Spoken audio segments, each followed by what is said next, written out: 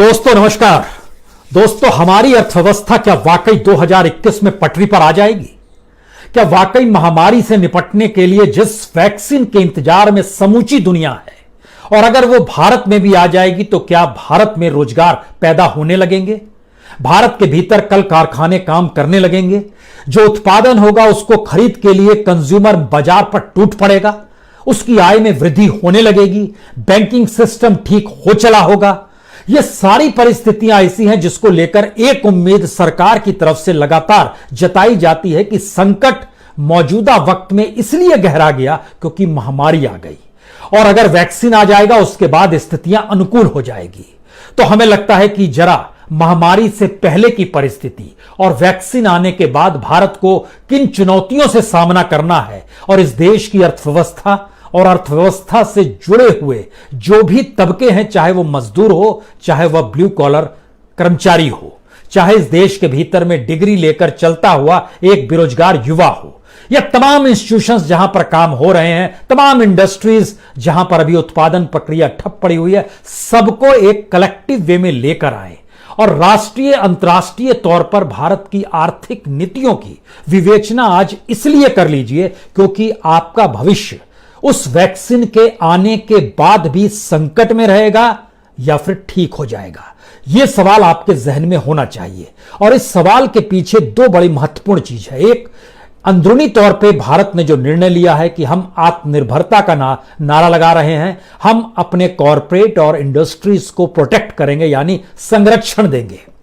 लेकिन क्या वाकई उस दिशा में कोई काम हो रहा है? और उसके पैरेलल में दुनिया के तमाम देश अलग अलग संघ बना रहे हैं व्यापारिक दृष्टि से, जिससे एक दूसरे के यहां बिजनेस करने में उन्हें किसी तरीके से टैक्स ना देना पड़े, और आवाजाही इस तरीके से रहे कि कंज्यूमर अगर हमारे यहां नहीं है और कोई प्रोडक्ट अगर हमारे यहां है तो हम उसको दुनिया के बाजार में ले जाकर बेच सकते हैं। इसी के मद्देनजर सवाल था कि क्या वाकई दुनिया के इस कॉम्पिटिटिवनेस में भारत कहीं पर भी टिकता है, और भारत मौजूदा वक्त में अपने कंज्यूमर्स को लेकर, जो कि प्रति व्यक्ति आय से जुड़ी होती है, उस परिस्थिति में भी दुनिया में कहीं टिकता है क्या?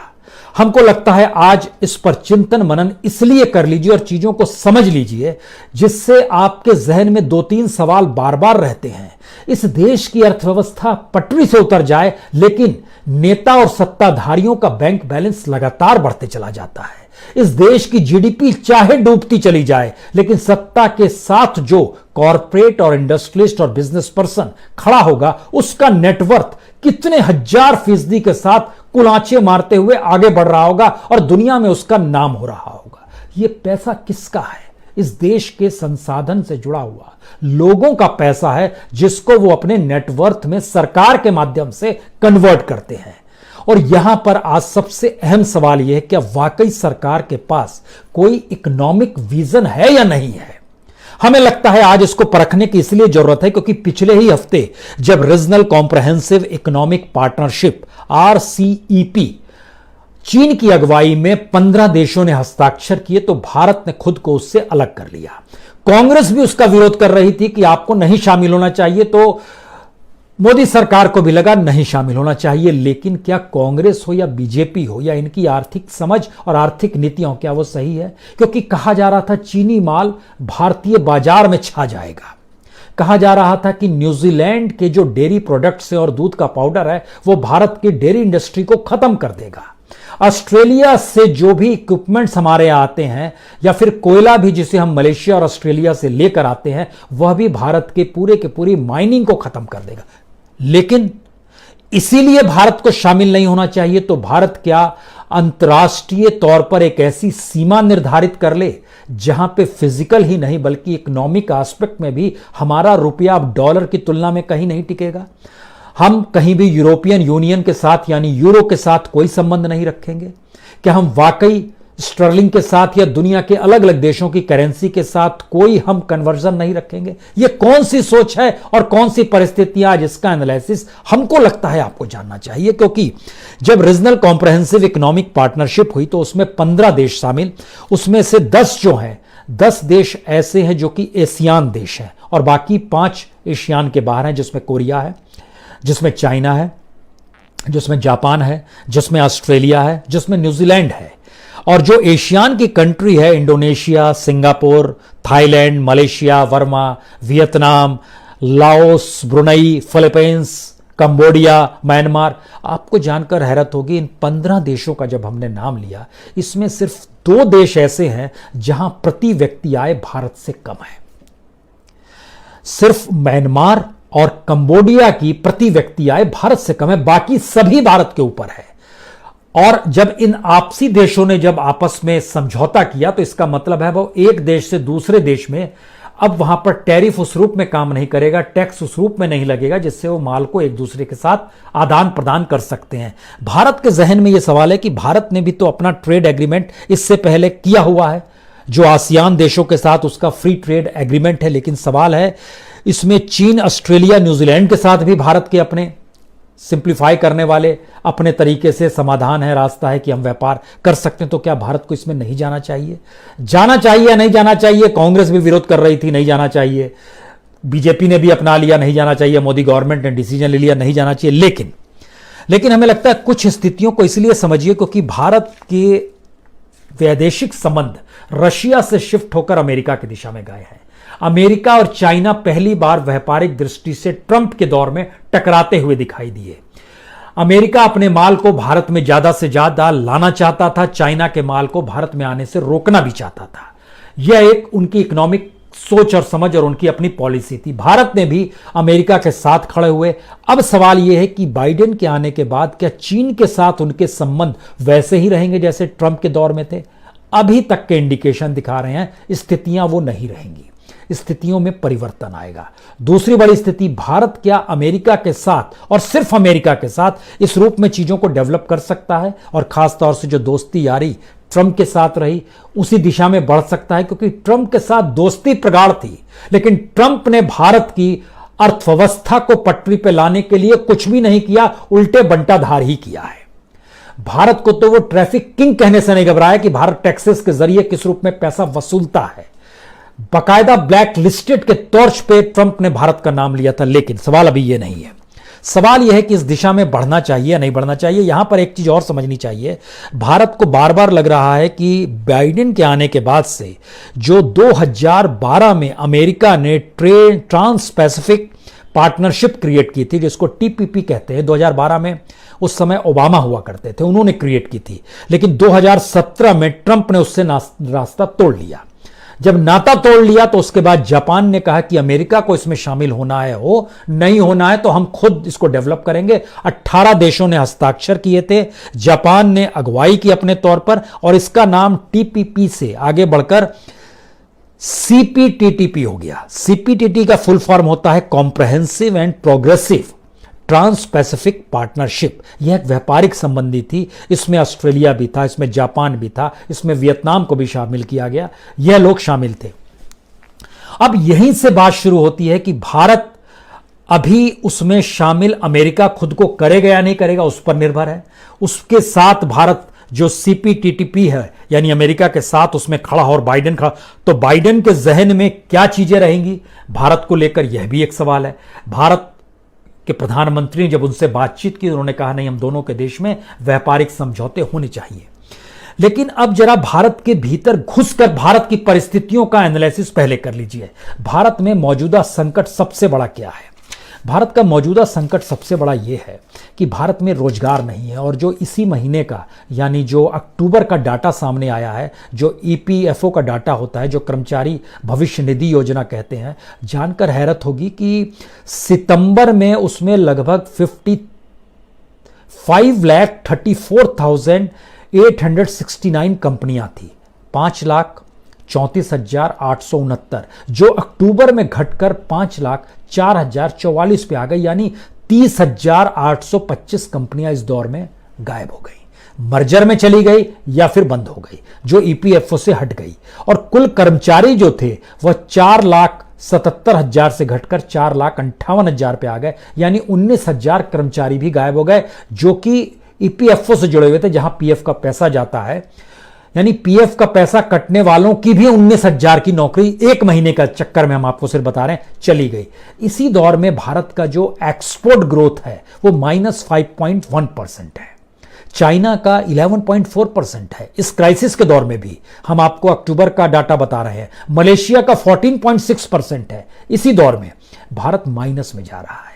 भारत के पास क्या प्रोडक्ट मौजूदा वक्त में डंप करने की स्थिति में है? यहां पे कंज्यूमर खरीदने की स्थिति में नहीं है, तो अब उस कंपनीज को बेचने वाले लोग क्या अंतर्राष्ट्रीय मार्केट में इसलिए नहीं जा सकते हैं क्योंकि दूसरे देश में जब वो माल लेकर जाएंगे तो वहां पर वही माल सस्ते में या तो कोई दूसरा देश दे रहा होगा या वो उसका अपना देश सस्ते में माल उपलब्ध करा रहा होगा, तो आप कैसे ले जाएंगे? इसीलिए ये समझौते होते हैं अंतर्राष्ट्रीय तौर पर कि हमारे माल आपके यहां है, आपके माल हमारे यहां है। भारत के भीतर का नया संकट यह भी आया, खासतौर से जिस कॉर्पोरेट का हम जिक्र कर रहे हैं, देश की जीडीपी चाहे नीचे जाए, देश की इकोनॉमी चाहे नीचे जाए, चाहे सरकार कान खड़े कर दे कि हमारे पास तो पैसा नहीं है, हमको तो डिसइन्वेस्टमेंट से पैसा चाहिए, उस डिसइन्वेस्टमेंट से पैसा आ नहीं पा रहा है, जिसमें खासतौर से हम बार बार उदाहरण भारत पेट्रोलियम का देते हैं, जिसके लिए भारत कहीं एक कॉर्पोरेट ने भी बिड लगा दी है, वेदांता ग्रुप ने। सरकार नहीं चला सकती है लेकिन एक कॉर्पोरेट चला सकता है, वह इंस्टीट्यूशन जिसमें सबसे ज्यादा लाभ है और जो महारत्न की दृष्टि से मान्यता पाए हुए है। यह एक हमारी इकोनॉमिक पॉलिसी का हिस्सा है।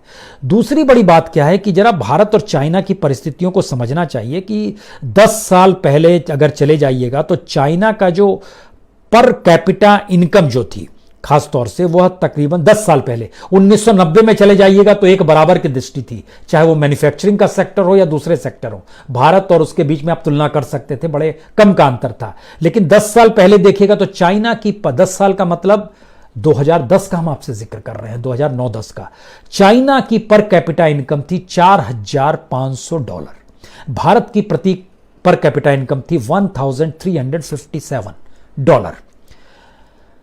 2019 का डाटा बतलाता है कि चाइना डबल से आगे निकल गया, वह लगभग $10,599 उसकी प्रति व्यक्ति आय हो गई। भारत की 1,357 से 2019 में बढ़कर 2,104 तक पहुंची, यानी 5 गुना अभी भी वो ज्यादा है। लेकिन इस लॉकडाउन महामारी के दौर में प्रति व्यक्ति आय 2,104 से घटकर 1,877 पर आ गई। अब आप कल्पना कीजिए कि जो एशियान के देश हैं उसमें भारत की प्रति व्यक्ति आय तीसरे नंबर पर आती है, क्योंकि म्यांमार सबसे नीचे है 1,407। म्यांमार, आप सोचेंगे हमसे क्या तुलना कर रहे हो, हम तो 5 ट्रिलियन का ख्वाब देख रहे हैं। कंबोडिया 1,643, वह भी भारत से कम है। लेकिन कंबोडिया और म्यांमार से हम तुलना करें, लेकिन भारत के ऊपर कौन है? Malaysia $11,404, Indonesia $4,135, Philippines $3,425, Vietnam $2,715। यानी एक ऐसी स्थिति है जिसमें इस बात का जिक्र करने की जरूरत है भारत किस इकोनॉमी को चला रहा है और कैसे इकोनॉमी डामाडोल हो जाती है, लेकिन सत्ताधारियों की नहीं होती है। हम जब इन बात का जिक्र कर रहे हैं तो उसके दोबारा पैरेलल में एक बात का और जिक्र हम करना चाहते हैं कि भारत में एक नेशनल कंपनी लॉ ट्रिब्यूनल बनाया गया, NCLT। आपको वो डाटा जरूर जानना चाहिए जिससे आप समझ पाएं कि कितनी बड़ी तादाद में देश का पैसा कर्ज लेकर कंपनियों ने नहीं चलाया और खुद को दिवालिया घोषित कर दिया, और दिवालिया घोषित करने के बाद उन कंपनियों को किसी दूसरे को बेचा गया, लेकिन जिन्हें बेचा गया वो औने पौने दाम में बेचा गया। कर्ज जो बैंकों को लौटना चाहिए था वो नहीं लौट पाया। गजब की स्थिति है। कुछ जाना जैसे 40 से 50 हजार करोड़ के बीच में दो, खासतौर से भूषण स्टील और लैम्को ग्रुप, ये आता है जिसने कर्ज लिया।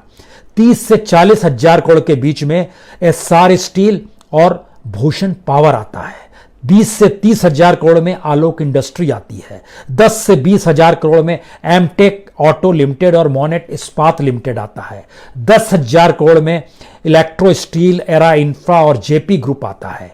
5 से 10,000 करोड़ में एबीजी शिपयार्ड आता है, ज्योति ग्रुप आता है। हम इन बातों का जिक्र इसलिए कर रहे हैं क्योंकि हम आपको बतलाना चाहते हैं कि जैसे आलोक इंडस्ट्री है, आलोक इंडस्ट्री का जो ड्यूज क्लेम था वो 29,000 करोड़ का था, लेकिन सेटल कितने में हुआ? सिर्फ 5,000 करोड़ में। देने वाले को लाभ है, सरकार को कोई लाभ नहीं है, बल्कि देने वाले से रिश्ते होंगे, देने वाला कुछ कमीशन दे दे, उसके जरिए पैसा आ जाएगा। बैंकों को उस रूप में पैसा नहीं लौटा। इस देश को कंगाल बनाने की दिशा में ये चीजें आगे बढ़ जाती है। इसी तरीके से जैसे एडेक्स शिपयार्ड आई है, वो 25,000 करोड़ रुपया ड्यूज क्लेम था उस पर, और उसको जो सेटल हुआ वो सिर्फ 2,000 करोड़ में हो गया। यानी कमाल की स्थिति है। अगर आप आइएगा कि मॉन्टेक इस्पात 11,000 करोड़ का ड्यू क्लेम था, 3,000 करोड़ में खेल हो गया। IVRCL 13,000 करोड़ रुपया उसके ऊपर ड्यूज क्लेम था, वो 1,000 करोड़ में सेटल कर दिया गया। कंपनियों की बड़ी लंबी फहरिस्त है। भूषण स्टील जिसका जिक्र बार बार आता है, 55,000 करोड़ रुपया उस पर ड्यूज क्लेम था, उसको 35,000 करोड़ में, यानी यहां भी 20,000 करोड़ रुपया वापस नहीं आया, और ये 35,000 करोड़ रुपया जो दिया गया उसकी नेटवर्थ जो थी वह उसको औने पौने दाम में बेच दी गई। यही परिस्थिति हमारे यहां PSUs में हो जाती है, जो भारत पेट्रोलियम में होगी, आने वाले वक्त में कॉन्कर में होगी, कई चीजों में, शिपयार्ड में होने वाली है, कई जगहों पर होगी। अब यहां पर एक दूसरा सवाल और होना चाहिए आपका कि हम लोग ये पॉलिसी जब लगातार बनाते हैं तो क्या NPA एक ऐसा ब्लैक टनल है जिसमें देश चलते घुसते चला जा रहा है? ये यकीनन ऐसा है, और देश की जो बैंकिंग सिस्टम है वो इस दौर में कितनी खराब हो गई और जर्जर हो गई है, तब हम लौटेंगे कि क्यों भारत की पूरी इकोनॉमिक पॉलिसी ही डिरेल्ड हो रही है। NPA का बड़ा साफ नियम है, बैंक से आपने लोन दिया, 90 दिन के अंदर आपको इंटरेस्ट रिपेमेंट करना है या प्रिंसिपल लौटा दीजिए, अन्यथा वो पैसा NPA में चला जाएगा। तो NPA में बढ़ते बढ़ते कितना चला गया अब ये बताने की जरूरत नहीं है, लेकिन रेफरेंस के लिए जानना चाहते हैं तो 2014 में जब मनमोहन सरकार थी 2,27,000 करोड़ था, जब मौजूदा वक्त में है तो ये बढ़कर लगभग 9 लाख करोड़ रुपया पार कर गया है। यह एक स्थिति है। इसमें खास तौर से माना जाता है, दुनिया के किसी भी देश में माना जाता है जिस बैंक का NPA 15% से पार करने लगता है वो खतरे की घंटी है। 20% में बैंक को बेचना पड़ता है, 25 में तो सारे लोगों का दिवालिया हो जाता है जो उस बैंक में पैसा भी जमा किए हुए हैं। हमारे यहां यूको बैंक 25% के NPA पर चला गया, इंडियन ओवरसीज बैंक लगभग 22% पे चला गया, सेंट्रल बैंक ऑफ इंडिया 20% पर चला गया, यूनाइटेड बैंक ऑफ इंडिया 16.5% पे चला गया। लेकिन भारत सरकार ने कमाल की थ्योरी अपनाई, मर्जर करना शुरू किया बैंकों का, जिससे एक की बुक दूसरे से जुड़ जाए और दोनों को मिला दिया जाए। तो उसका 7% है, इसका 20% है, तो दोनों जब मिला देंगे तो 12-13% ही तो आएगा। और उसकी अगर नेटवर्थ और कम है, छोटा है, तो ऐसे SBI के भीतर बहुत चीजों को मिलाते चला गया। तो SBI देश का ही नहीं दुनिया के सबसे लार्जेस्ट बैंकों में से आता है, जहां सबसे ज्यादा खाता धारक है, वह भी NPA 7% के पार चला गया।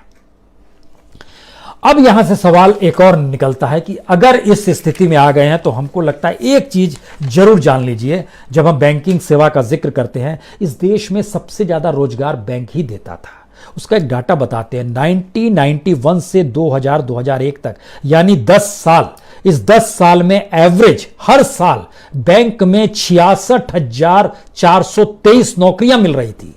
1990 से लेकर 2000 तक 66,000 नौकरी हर साल सिर्फ बैंक को दी जा रही थी। 2000 से लेकर 2010 तक इस 10 बरस में चीजें डामाडोल हुई। इस दौर में अटल बिहारी वाजपेयी की सरकार और मनमोहन सिंह की सरकार की एंट्री होती है। यह हो जाते हैं लगभग हर साल 12,436 ही एम्प्लॉयमेंट दे पाते हैं। लेकिन 2010 से 2014 तक के बीच में फिर स्थिति अनुकूल होती है, जो मनमोहन सिंह का सेकंड टर्म था। बैंक फिर फलता फूलता है और हर साल इन 4 सालों में 60,000 नौकरियां बैंकों में जा रही थी। और यहां से शुरू होता है कि 2014 के बाद से क्या हुआ। यह बहुत ही नाजुक सोच है। 2014-15 से 15-16 के बीच में बैंकों में रोजगार पाने वाले सिर्फ 9,000 लोग थे। 2015-16 से 2016-17 के बीच में 924 लोगों की नौकरी चली गई और एक भी नई नौकरी नहीं लगी। यह जो पुरानी नौकरियां थी और इस नए साल की नौकरी थी, दोनों को मिलाकर 2016-17 और 17-18 के बीच में 33,000 नौकरियां लगी सिर्फ बैंक में। 2017-18 में आते आते ये 32,000 नौकरियां लगी। 2018-19 में जो लास्ट ईयर का जो आया था 19-20 से ठीक पहले, उसमें 21,000 की नौकरी चली गई। और उसके बाद जब 2019-20 आया, इसमें लगभग 40,000 की नौकरी चली गई। यानी 2014 से अगर जोड़िएगा आप 2020 तक तो नेगेटिव में आ जाइएगा। तो बैंकिंग परिस्थितियां किस रूप में डेवलप हो रही थी, वो धीरे से खोखली होनी शुरू हुई। उसके भीतर की बुक्स भी खोखली शुरू होने लगी और पैसा भी कुछ इंडस्ट्रीज कॉर्पोरेट हड़पने लगे। इसलिए दोबारा लौटिए कि कोई इस देश में कैसे काम कर सकता है और अगर काम करेगा तो उसके लिए क्या करना चाहिए। ये बड़ा महत्वपूर्ण है क्योंकि भारत के भीतर की फिलॉसफी बहुत साफ है कि अगर आप इस देश के भीतर में काम करना चाहते हैं तो आपको प्रोडक्शन को डेवलप करना पड़ेगा। इस देश के भीतर में अगर आप काम करना चाहते हैं तो आपको मैन्युफैक्चरिंग सेक्टर को डेवलप करना पड़ेगा। भारत और चाइना की तुलना कीजिएगा तो 1990 में दोनों मैन्युफैक्चरिंग सेक्टर लगभग एक बराबर थे। आज की तारीख में चाइना मैन्युफैक्चरिंग सेक्टर में भारत से 10 गुना ज्यादा है और मैन्युफैक्चरिंग सेक्टर में उसकी इकोनॉमी, टोटल इकोनॉमी का 27% लगा हुआ है। इसीलिए उसके माल इतने बनते हैं। भारत का माल लगभग 13% लगा हुआ है पूरी इकोनॉमी का मैन्युफैक्चरिंग सेक्टर में, यानी 4.5 गुना से ज्यादा चाइना भारत की इकोनॉमी में, मैन्युफैक्चरिंग सेक्टर की इकोनॉमी में वो आगे है।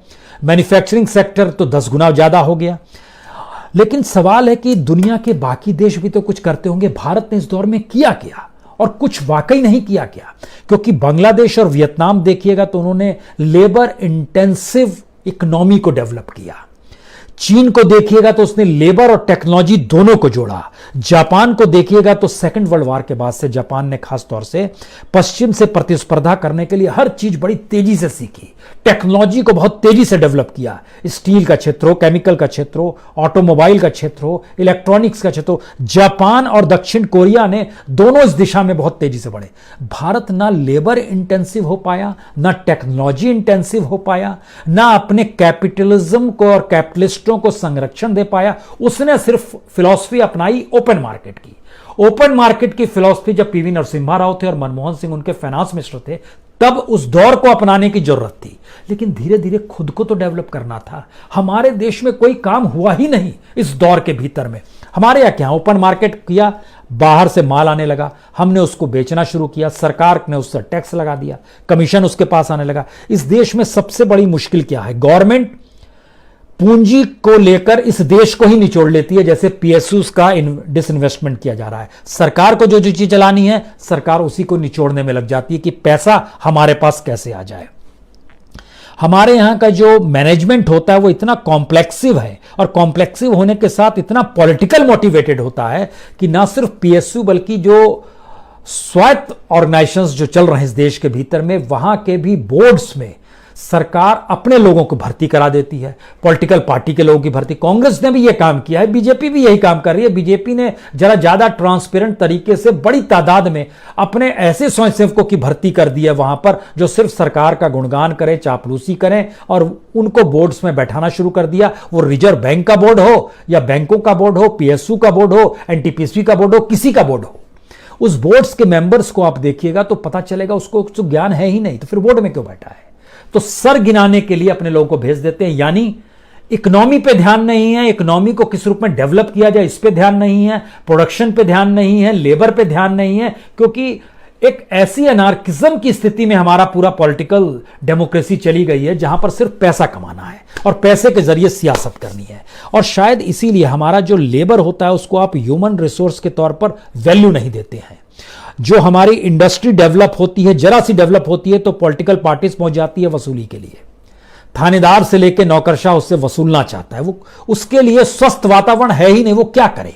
उसकी सारी ऊर्जा व्यर्थ राजनीति को समझाने में और पुलिस थानों के चक्कर लगाने में, या जहां से एनओसी मिलता है वहां पर पैसा देने में निकल जाती है। यहां पर धीरूभाई अंबानी को याद करना चाहिए। धीरूभाई अंबानी कहते थे कि इस देश में काम सब हो जाएंगे, एक हाथ में मैं चांदी का जूता रखता हूं, एक हाथ में सोने का जूता रखता हूं, जिसको जिस जूते से मारना है मार देता हूं, काम हो जाते हैं। और राजनीति तो वह समुद्र है, जितना फेंकिएगा डबल दे देती है। यह इस देश की इकोनॉमी का सवाल है, तो वही लोग आगे भी बढ़े हैं। यानी हमारे यहां की प्रोडक्शन में, फैक्ट्रीज में नए प्रयोग कौन करेगा? नहीं कोई जानता है। जो मजदूर है उसके हुनर का सही इस्तेमाल कैसे होगा? कोई नहीं जानता है। हमारे यहां जो पॉलिसी बनती है वो प्रोडक्शन से नहीं जुड़ती है, पॉलिसी ऐसी स्थितियों से जुड़ती है जिसमें सरकार के पास ज्यादा से ज्यादा अपने हाथ में कैसे कमान आ जाए। इसीलिए अब दोबारा लौटिए उस रिसेप पर, जो comprehensive and progressive trans Pacific partnership, जिसका इंतजार भारत कर रहा है कि अमेरिका उसमें शामिल होगा तो वह भी उसमें शामिल हो जाएगा। और भारत इस सोच के नहीं शामिल हुआ रिसेप में कि चीनी माल भारत के भीतर में आ जाएगा। अब सवाल यह है कि भारत अपने भीतर क्या कॉम्पिटिटिव परिस्थितियों को डेवलप कर पाने में अक्षम है, सफल नहीं है? क्योंकि दुनिया के बाजार में जब आप समझौते अंतर्राष्ट्रीय तौर पर कर रहे होते हैं तो भारत के उन इंडस्ट्रियलिस्टों को, उन कॉरपोरेट्स को, उन बिजनेसमैन को जो कि मैन्युफैक्चरिंग से जुड़े हुए हैं, उनको लाभ मिलता है कि उनका प्रोडक्ट अंतर्राष्ट्रीय बाजार में जाता है, जिसको हम कहते हैं वो एक्सपोर्ट करते हैं। और इस दौर में जब समूची दुनिया एक ऐसे क्राइसिस से जल रही है जहां पर सब एक दूसरे को साथ मिलाकर खड़े हैं, तो आप किस किस को कैसे कैसे रोकेंगे? और अगर रोकेंगे तो आप इतने अलग थलग पड़ जाएंगे कि आपकी इकोनॉमी और आपके नाम, इसको लेकर दुनिया में बहस शुरू हो चली है। IMF सीधे नहीं कह रहा है लेकिन इंगित कर रहा है कि भारत हो सकता है आने वाले वक्त में डेवलपिंग कंट्री भी ना रहे। तो क्या ये अंडर डेवलप हो जाएगा? क्योंकि डेवलपिंग होते होते भारत तो 5 ट्रिलियन इकोनॉमी के साथ डेवलप कंट्रियों में अपना शुमार चाहता था, चाहे वो G20 हो, चाहे वो G8 हो, चाहे वो एशियान कंट्री हो, चाहे कोई भी comprehensive and progressive trans Pacific, किसी भी देशों की कतार में भारत आर्थिक तौर पर सबसे नीचे और सबसे कमजोर क्यों नजर आता है? इतने बड़े देश के भीतर में इतने खनिज संसाधनों से भरपूर और इस देश के भीतर के चंद इंडस्ट्रियलिस्ट कॉर्पोरेट दुनिया के सबसे रईसों में शुमारी क्यों हो जाती है? भारत के पार्लियामेंट की पूरी की नेटवर्थ को अगर जोड़ दिया जाए, जो सांसदों की नेटवर्थ है अपनी, जिसमें राज्यसभा के लोगों को मिला दीजिए, यह मिला दीजिएगा तो अमेरिकी सीनेट भी कमजोर पड़ जाए, अमेरिकी कांग्रेस भी कमजोर पड़ जाए, ब्रिटिश पार्लियामेंट भी कमजोर पड़ जाए। इतनी पूंजी है हमारे पॉलिटिशियंस के पास, लेकिन देश को लेकर इकोनॉमिक सोच नहीं है। और यहीं से वो संकट शुरू होता है कि अगर आपके पास इन चीज़ों को लेकर कोई सोच नहीं है तो आप चीज़ें आगे बढ़ाएंगे कैसे?